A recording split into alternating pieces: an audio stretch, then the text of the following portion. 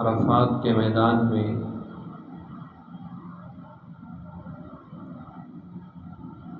رسول مکرم صلی اللہ علیہ وسلم نے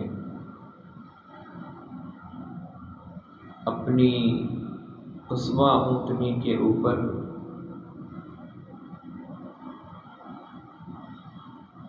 بیٹھ کر صحابہ کرام کو یہ بات ارشاد فرمائی، اے میرے صحابہ، آج مجھ سے حج کے مناسک سیکھ لو، شاید میں دوبارہ حج نہ کر سکوں، تمہارے ساتھ نہ آ سکوں۔ پھر آپ صلی اللہ علیہ وسلم نے ایک خطبہ ارشاد فرمایا جسے خطبہ حجۃ الوداع کہا جاتا ہے۔ اس خطبے کے اندر رسول مکرم صلی اللہ علیہ وسلم آپ نے چند الفاظ کے اندر پورے دین کا خلاصہ بیان کیا ہے۔ آپ کے سامنے کم و بیش تقریباً 1.5 لاکھ سوا لاکھ کے قریب صحابہ کرام کا جمع غفیر تھا۔ ان صحابہ کو آپ صلی اللہ علیہ وسلم نے یہ خطبہ ارشاد فرمایا ہے۔ اسی خطبے کو ہم آج کے اس جمعہ کے خطبے کے اندر آپ کے سامنے رکھنے کی کوشش کریں۔ اس خطبے کے پہلے جو الفاظ رسول اللہ صلی اللہ علیہ وسلم نے بیان کیے، آپ نے صحابہ کرام کو ارشاد کر فرمایا ہے، ان دماءکم و اموالکم حرام علیکم، اے میرے صحابہ، تمہارے خون اور تمہارے مال تمہارے اوپر حرام ہے، کحرمت یومکم ھذا فی شہرکم ھذا وفی بلدکم ھذا، فرمایا یہ دن بھی بڑا حرمت والا ہے، عزت والا ہے۔ فی شہرکم ھذا، ذوالحجہ کا مہینہ حرمت والے مہینوں میں سے ایک ہے، فرمایا اس مہینے کی بھی حرمت ہے۔ وفی بلدکم ھذا، اور تم جس شہر کے اندر جمع ہو یہ شہر بھی بڑا حرمت والا ہے۔ فرمایا جس طرح اس مہینے کی حرمت ہے، اس دن کی حرمت ہے یوم عرفہ کی، یا جس طرح اس شہر کی حرمت ہے، تم اس کا احترام کرتے ہو، اس دن کا، اس شہر کا، اس مہینے کا، اسی طرح تمہارے اوپر ایک دوسرے کے خون اور ایک دوسرے کے مال بھی حرام۔ یہ وہ معاشرہ تھا رسول مکرم صلی اللہ علیہ وسلم جب اس دنیا کے اندر تشریف لائے، قتل تو ان کے ہاں بائیں ہاتھ کا کھیل تھا، کوئی جرم ہی نہیں تھا۔ چھوٹی چھوٹی بچیوں کو قتل کر دینا، پھر چھوٹے چھوٹے معاملات کے اندر سال ہر سال تک لڑائیاں چلتی تھیں، اور اس کے اوپر وہ فخر کیا کرتے تھے۔ تو نبی صلی اللہ علیہ وسلم نے اس معاشرے والوں کو یہ بات ارشاد فرمائی کہ میرے جانے کے بعد یہ حرمت اسی طرح برقرار ہے جس طرح میں نے تمہارے اوپر آ کر ان ساری چیزوں کو ختم کیے۔ بلکہ ایک حدیث کے اندر الفاظ ہیں، نبی صلی اللہ علیہ وسلم ایک دفعہ بیت اللہ کے اندر کھڑے تھے، حرم کے اندر کھڑے تھے، اور آپ صلی اللہ علیہ وسلم نے خانہ کعبہ کو مخاطب کیا۔ آپ نے فرمایا، بیت اللہ، اے خانہ کعبہ، اللہ کے ہاں تیری بڑی قدر و منزلت ہے، تیرا بڑا مقام ہے، تیرا بڑا شرف ہے۔ لیکن آپ صلی اللہ علیہ وسلم نے فرمایا، ایک مومن کی عزت، ایک مومن کا خون ایک مومن کا وقار اے بیت اللہ تجھ سے بھی بڑھ کر ہے۔ آپ اندازہ لگائیں کہ ایک مسلمان کبھی سوچ بھی نہیں سکتا کہ بیت اللہ کی دیوار کو کوئی ذرہ بھی کوئی نقصان پہنچائے۔ کیوں؟ اس کا عزت ہے، اس کا احترام ہے۔ لیکن اللہ کے پیغمبر فرما رہے ہیں کہ بیت اللہ سے بڑھ کر بھی ایک مومن کی عزت ہے۔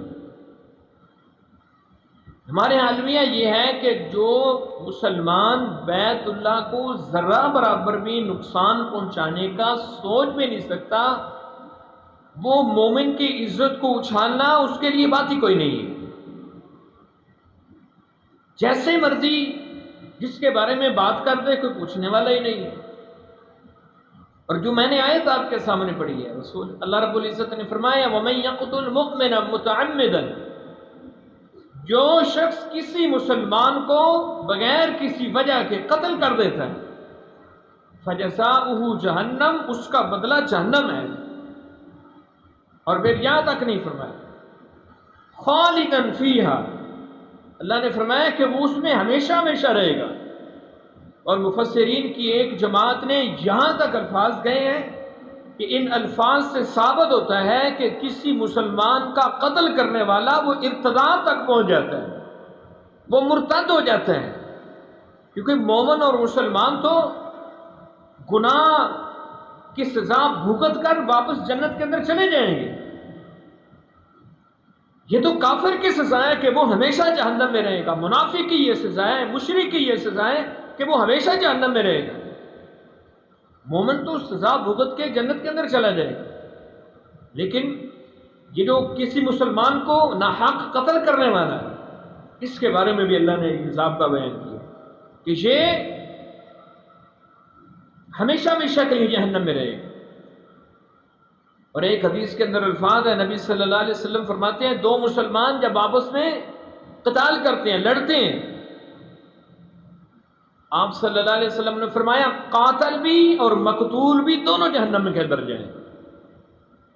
صحابہ کرام نے پوچھا اللہ کے پیغمبر، قاتل کی تو سمجھ آتی ہے کہ وہ جہنم کے اندر کیوں گیا ہے، اس نے ایک مسلمان کو قتل کیا ہے، مقتول کیوں جہنم کے اندر جائے گا؟ مقتول جہنم میں جانے کی اس کی کیا وجہ ہے، وہ نہیں ہمیں سمجھ آتی۔ نبی صلی اللہ علیہ وسلم نے فرمایا اس نے مسلمان کو قتل نہیں کیا، لیکن حریص تو وہ بھی تھا نا، اس کا داؤ نہیں چلا ہے، جس کا داؤ چلا اس نے قتل کر دیا۔ مومن کی عزت، مومن کا وقار اللہ کے یہاں کیا ہے، رسول مکرم صلی اللہ علیہ وسلم کے یہاں کیا ہے؟ قتل کرنا تو دور کی بات ہے، کسی مسلمان کو تکلیف پہنچانا تو دور کی بات ہے۔ آپ صلی اللہ علیہ وسلم نے تو یہاں تک فرمایا ہے، آپ نے فرمایا کسی مومن مسلمان کے لیے جائز ہی نہیں ہے کہ وہ کسی ہتھیار کے ساتھ کسی مسلمان کی طرف ایسے اشارہ کرے، گن کے ساتھ، تلوار کے ساتھ، چھری کے ساتھ، یا جو چیز کسی مسلمان کو نقصان پہنچا سکتی ہے، اللہ کے پیغمبر فرماتے ہیں اس کے ساتھ اس کی طرف اشارہ کرنا بھی منع ہے، چھ جائے کہ اس کو قتل کر لیے جائے، اس کی جان ہی لے لی جائے۔ اور رسول مکرم صلی اللہ علیہ وسلم فرماتے ہیں، آپ نے فرمایا قیامت والے دن سب سے پہلے جن چیزوں کا حساب ہوگا نا، حقوق العباد میں سے، حقوق العباد میں سے سب سے پہلے اول ما یقضی بین الناس یوم القیامت الدماء، حقوق العباد میں سے سب سے پہلے قیامت والے دن اللہ خون کا حساب لے گا۔ کسی نے کسی مسلمان کو قتل کیا، اس کا حساب سب سے پہلے ہو۔ اور حدیث کے اندر الفاظ ہیں یجیء القاتل والمقتول یوم القیامہ متعلق برأسہ، قیامت والے دن جس شخص کو قتل کیا ہوگا نا، وہ اپنا سر اپنے ہاتھ کے اوپر، ہتھیلی کے اوپر رکھ کر اللہ کے دربار میں آئے گا، اللہ رب العزت سے کہے گا رب سل ھذا لما قتلنی، اللہ سے پوچھو اس نے مجھے کیوں قتل کیا ہے، اس نے مجھے کیوں قتل کیا ہے۔ اللہ کے سامنے اللہ پھر اس کا حساب لیں گے، اور اس کا حساب کیا ہے؟ شروع میں نے آیت پڑھی، پہلا عذاب ہمیشہ ہمیشہ کے لیے جہنم، اور دوسرا عذاب کیا ہے؟ غضب اللہ علیہ، اللہ اس کے اوپر شدید غصے میں ہوگا، اور جس کے اوپر اللہ غصے میں ہو وہ کیسے بچ سکتا ہے؟ تیسرا عذاب قرآن کہتے ہیں وَلَعَنَهُ، اللہ اس کے اوپر لعنت کرے۔ چوتھا عذاب وَأَعَدَّ لَهُ عَذَابًا عَظِيمًا، اللہ نے ایسے بندے کے لیے بڑا عظیم عذاب تیار کیا، بہت بڑا عذاب تیار کیا، جس نے کسی مسلمان کو قتل کیا۔ کسی مسلمان کو قتل کرنے والا اللہ کیا اتنا بڑا مجرم۔ اور ایک حدیث کے اندر الفاظ ہیں لَزَوَالُ الدُّنْيَا أَهْوَنُ عَلَى اللَّهِ مِنْ قَتْلِ مُؤْمِنٍ بِغَيْرِ حَقٍ، کسی مسلمان کو بغیر حق کے قتل کر دینے والا، اگر اس کے اندر ساری دنیا جمع ہو،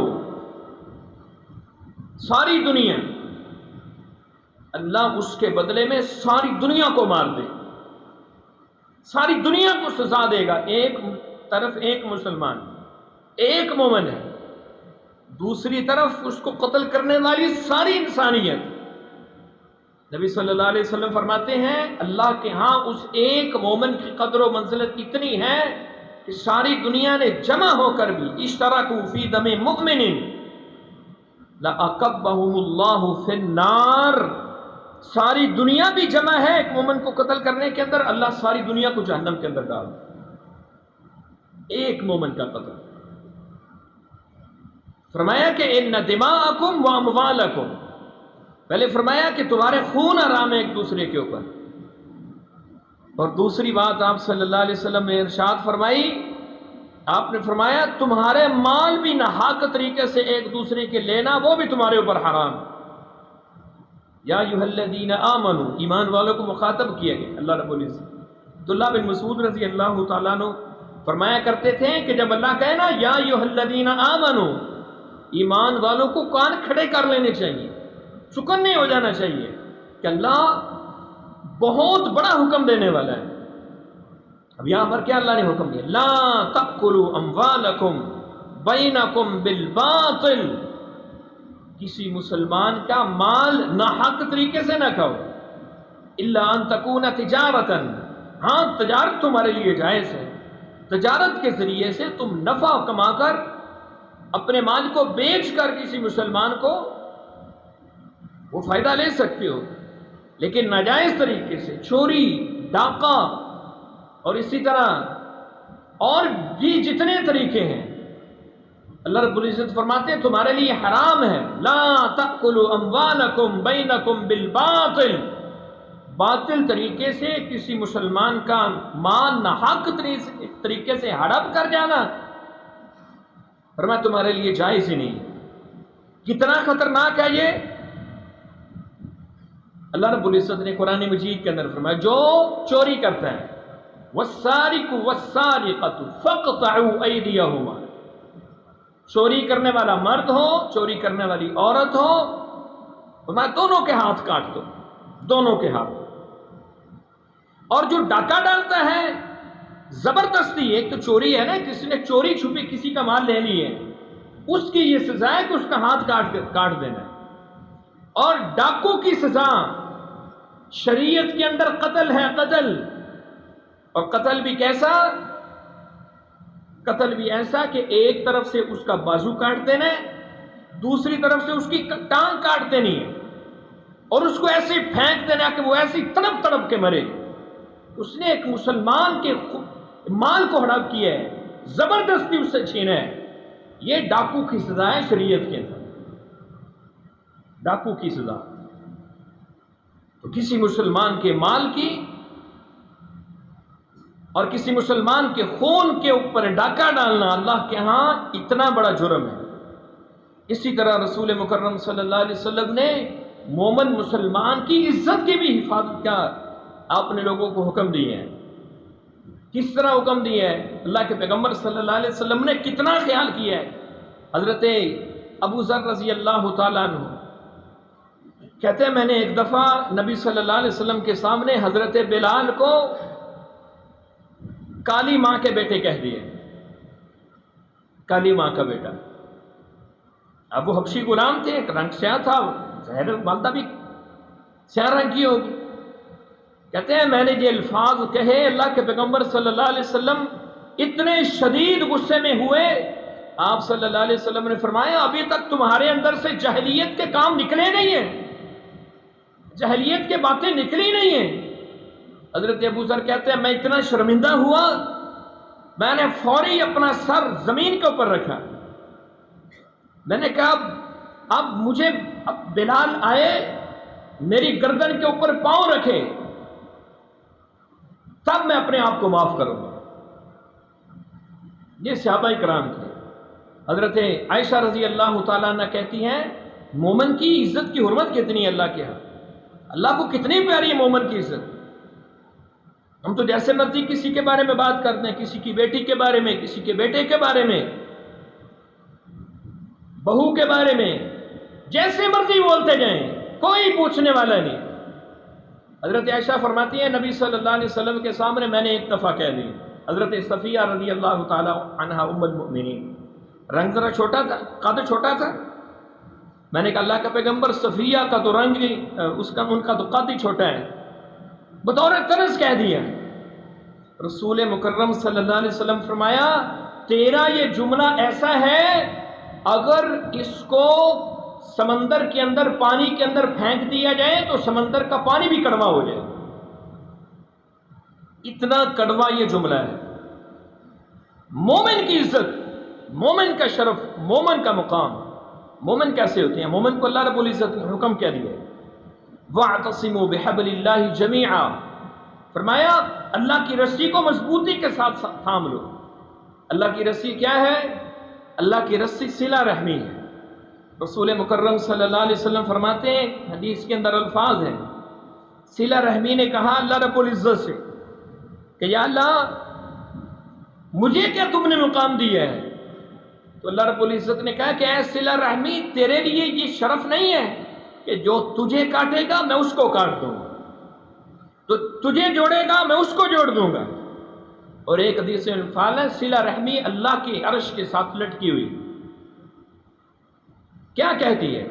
اللہ سے دعا کرتی ہے یا اللہ جو مجھے جوڑے تو اس کو جوڑ دے, جو مجھے کاٹے تو اس کو کاٹ دینا, تو اس کو کاٹ دینا. صلہ رحمی مومن کی شان تو یہ ہے. نبی صلی اللہ علیہ وسلم نے فرمایا المؤمن للمؤمن کالبنیان, مومن کے لیے ایک دیوار کی مانند ہے, دوسری اینٹ کی مانند ہے. یشد بعضهم بعضا, ہم تو ٹانگیں کھینچتے ہیں نا, ٹانگیں کھینچتے ہیں. کسی کی عزت اوپر کیوں چلی جائے, کسی کا مقام اوپر کیوں چلا جائے, کسی کا وقار مجھ سے بڑھ کیوں جائے. اللہ کے پیغمبر فرماتے ہیں مومن ایک دوسرے کے لیے دیوار کی مانند. یہ جو رشتہ داریوں کے معاملات ہیں نا, آپس میں اختلافات کے معاملات, ہم سمجھتے ہیں کہ یہ ہمارے درمیان ہی ہے. اللہ کے ہمارے درمیان نہیں ہے, صحابہ کرام کے درمیان بھی اسی طرح ہی تھے. مسلم کے اندر روایت ہے نبی صلی اللہ علیہ وسلم کے پاس ایک صحابی آئے, آ کر کہنے لگے اللہ کے پیغمبر میرے جو رشتہ دار ہیں نا میں ان کے ساتھ صلہ رحمیاں کرتا ہوں, وہ میرے ساتھ قطع رحمیاں کرتے ہیں, میرے ساتھ قطع رحمی کرتے ہیں, میں ان کے ساتھ صلہ رحمی کرتا ہوں. ہم تو کہتے ہیں نا جی نو جیے, ہم کہتے ہیں نا جی نو جیے, کہ بلائے گا تو 7 باری بلاواں گے, نہیں تو 100 باری نہ بلاواں گے. نہیں, اللہ کے پیغمبر علیہ السلام نے کیا کہا؟ اس نے کہا اللہ کا پیغمبر میں ان کے ساتھ صلہ رحمیاں کرتا ہوں, اپنے رشتہ داروں کے ساتھ, وہ میرے ساتھ قطع رحمی کرتے ہیں. نبی صلی اللہ علیہ وسلم نے فرمایا اگر واقعی ایسی بات ہے نا تو تم ان کے منہ میں مٹی ڈال رہے ہو. اور اگلے حدیث کے الفاظ کیا ہیں؟ آپ نے فرمایا جب تک تم ان کے ساتھ صلہ رحمی کرتے رہو گے اللہ تمہارا مددگار رہے گا, اللہ تمہاری نصرت کرے گا, اللہ تمہاری مدد کرے گا. کیا ہمیں نہیں چاہیے اللہ کی مدد؟ ہمیں نہیں چاہیے اللہ کی مدد. اور ایک حدیث کے اندر الفاظ ہیں نبی صلی اللہ علیہ وسلم نے فرمایا جو شخص چاہتا ہے کہ میری عمر لمبی ہو, عمر کے اندر برکت ہو, رزق کے اندر فراخیاں ہو, وہ کیا کرے؟ فَلْيَصِلْ رَحِمْ, وہ صلہ رحمی کرے.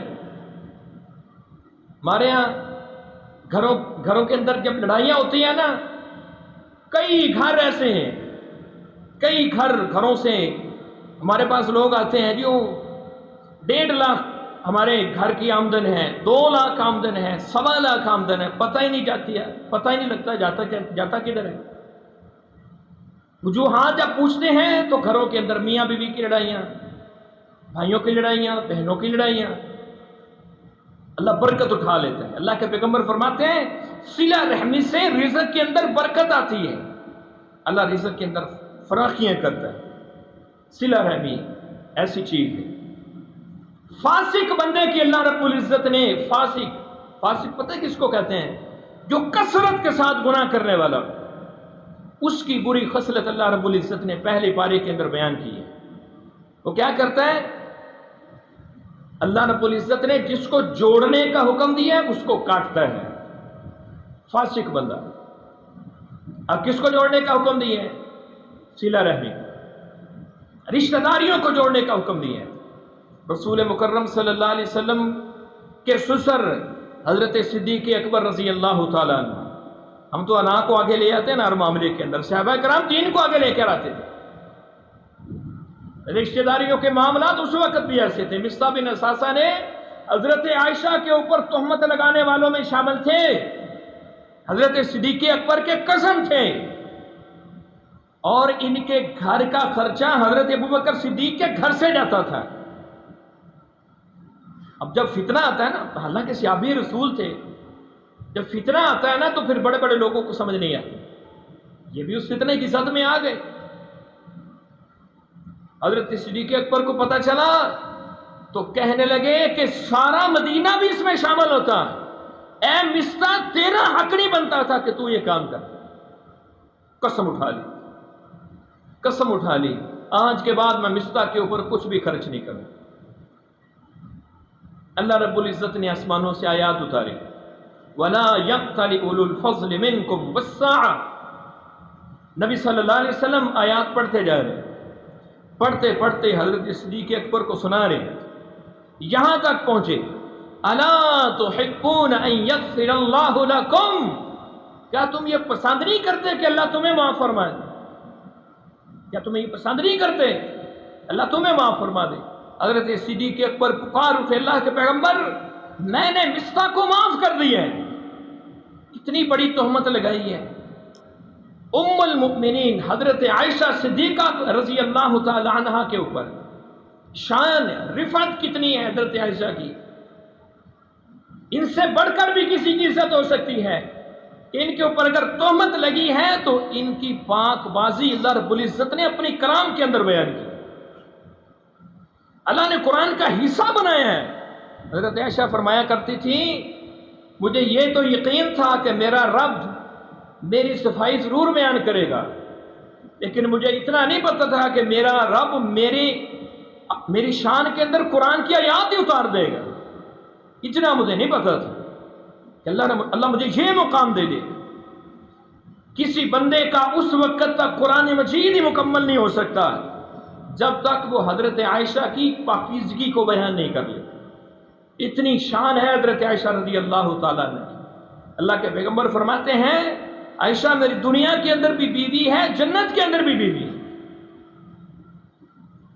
اس عورت کے بارے میں مصطح نے کہا تھا، لیکن اللہ نے کیا کہا؟ اللہ نے کہا تم معاف کر دو، الا تحبون ان یغفر اللہ لکم، تم ان کو معاف کرو اللہ تمہیں معاف کرے۔ ہمیں نہیں مغفرت چاہیے، ہمیں نہیں معافیاں چاہیے، ہمیں نہیں جنت چاہیے، ہمیں نہیں اللہ کی رحمت چاہیے۔ کیوں چھوٹے چھوٹے معاملات کے اندر الجھ کر ساری زندگی اپنی بھی اپنے بچوں کی بھی جہنم بنائی ہوئی ہے؟ اور بات تو اتنے بد نصیب ہیں ان دشمنیوں کو، ان اختلافات کو اپنے بچوں کے دماغوں میں ٹھونس کر جاتے ہیں، خود بھی جہنم کا ایندھن بنا، بچوں کو بھی جہنم کی طرف دھکیل کے جا رہے، بچوں کو بھی اس طرف دھکیل کے جا رہے۔ اللہ کے بندو، بھائی شریک نہیں ہوتے، بہنیں شریک نہیں ہوتی۔ یہ شیطان نے پٹی پڑھائی ہوئی ہے وہ میرا شریک ہے، شریک نہیں ہوتے، وہ آپ کے مددگار ہیں، وہ آپ کے ساتھی ہیں۔ معاف کرنے والے بنو، معاف کرنے والے۔ جو عید کے خطبے میں بھی میں نے یہ بات کہی تھی کہ اللہ رب العزت نے احسان کرنے کا حکم دیا ہے، احسان کرنے کا۔ جانور کے ساتھ ہم نے احسان کیا، چھری اچھی طرح تیز کی ہے، اس کو تکلیف نہ پہنچے۔ تین قربانیوں والوں نے ایک جانور کے سامنے دوسرے جانور کو ذبح نہیں کیا، کیوں؟ اسلام نے احسان کا حکم دیا ہے۔ جانوروں کے ساتھ احسان کرنے والوں، انسانوں کے ساتھ احسان کب کرو گے؟ اللہ نے مجھے احسان کا حکم دیا ہے، اس لیے احسان کرنے والے بنے، بدلہ لینے والے نہیں۔ نہ ظلم کرنے والے بنے، نہ بدلے لینے والے بنے۔ احسان کرنے والوں کے ساتھ اللہ محبت کرتا ہے۔ واللہ یحب المحسنین، اللہ نے اپنی کلام کے اندر ارشاد فرمایا اللہ احسان کرنے والوں کے ساتھ محبت کرتا ہے۔ تو یہ نبی صلی اللہ علیہ وسلم نے پہلی بات ارشاد فرمائی تھی، تمہارے خون، تمہارے مال، تمہاری عزتیں ایک دوسرے کے اوپر حرام ہیں۔ جب اللہ کے پیغمبر نے حرام کی ہیں تو آپ عزتوں کا دفاع کرو ایک دوسرے کی۔ اللہ رب العزت سے دعا ہے کہ اللہ ہمیں صحیح معنوں میں مومن مسلمان بنا دے۔